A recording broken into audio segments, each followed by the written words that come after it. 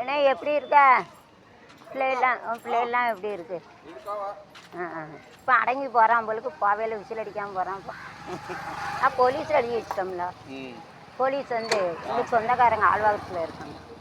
எங்கள் சொந்தக்கார அண்ணன் நானும் சரி படித்தவன் நம்ம யார்ட்டையா சண்டை கொடுக்கணும்னு சொல்லி நான் பாரு யூடியூப் டீச்சர் நான் பேசிக்கிட்டே இருக்கேன். வந்து வாங்க சாப்பிடுவாங்கன்றிருக்கா. என்ன நீ அவன்னு கம்ப்ளைண்ட் பண்ணிக்கிட்டே இருக்கா. எஃப்ஐஆர் போட்டு உள்ளே தெளிவுற எப்போ போவையில் கொட்டிட்டு போட்டேன். தப்பா இல்லையானே? நான் யார்ட்டையாவது சண்டை கூட தானே வைக்கணும். உனக்கு கூட நான் தான் தண்ணி கொடுத்தேன். அந்த வீட்டு கூட நான் தான் கொடுத்தேன். அப்படிப்பட்டவன். காப்பி அடிக்கியா? காப்பி வாங்க போகிறேன். அப்படியா?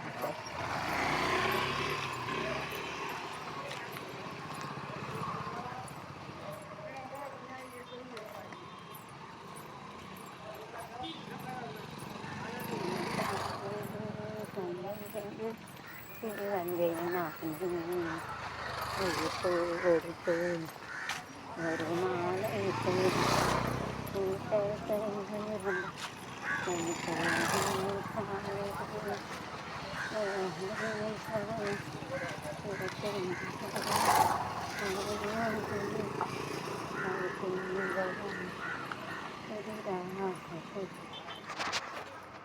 பார்த்து போனால் குடுக்குடுன்னு ஓடாதீங்க. மண்டையை பார்த்தியெல்லாம் எப்போ பார்த்தாலும் ஒரு ஓட்டப்பந்தயத்தில் ஓட்டினானக்கா. ரோட்லெல்லாம் இப்படி ஓடினா ரோட்லெல்லாம் இப்படி ஓடுனா என்னத்துக்கு ஆகும்?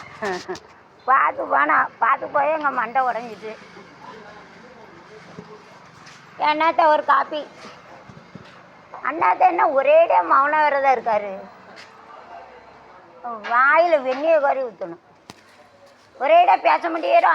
என் வீட்டை எழுதி கொடுக்கணும். எனக்கு பொட்ட ஆம்பளை பிள்ளை இல்லை, 2 ஆம்பளை பிள்ளை பெற்று வச்சிருக்கு. பேச மாட்டேறா. உடனே பணத்துக்கு தானே எல்லா நாளைக்கு தான் உலகத்தில். அப்போ பாசங்கிறது இல்லாமல் போயிட்டல. உலகமே பணத்துக்கு தான் அடிமை போலுக்கு. பிள்ளை கொண்டு அப்படி தான். சாவையில் எதாவது கொண்டு போதா. எங்கள் அப்பா பிள்ளையாரோடத்தில் கோடீஸ்வரர் 5 கோடி கோவையில் பறிச்சு விட்டு ஆற்றுல கரைச்சி விட்டாங்க. ஒரு சமாதி கூட பணியாக